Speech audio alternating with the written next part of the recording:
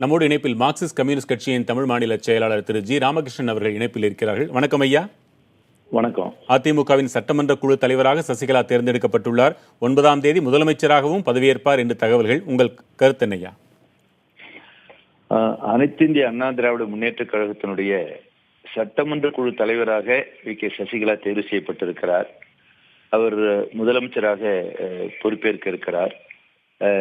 அவருக்கு எங்கள் கட்சியின் சார்பாக வாழ்த்துக்களை தெரிவித்துக் கொள்கிறேன். அதே நேரத்தில் அவர் குறித்து, அவர் செயல்பாடு குறித்து தமிழக மக்கள் மத்தியில் இருக்கக்கூடிய கருத்துக்களையும் கணக்கில் எடுத்துக்கொண்டு அவர் செயல்படுவார் என நாங்க நம்புறோம். என்றால் என்ன எதிர்பார்ப்பு இதுல உள்ளடங்கி இருக்குதுயா? இல்ல, அது நீங்க அவர் இந்த அம்மையார் ஜெயலலிதா மரணத்துக்கு பிறகு ஓபிஎஸ் முதலமைச்சராக பொறுப்பேற்றார். அடுத்து இப்ப அந்த கட்சி அவங்களுடைய முடிவு சட்டமன்ற உறுப்பினர்கள் சசிகலாவை சட்டமன்ற குழு செய்திருக்கிறாங்க.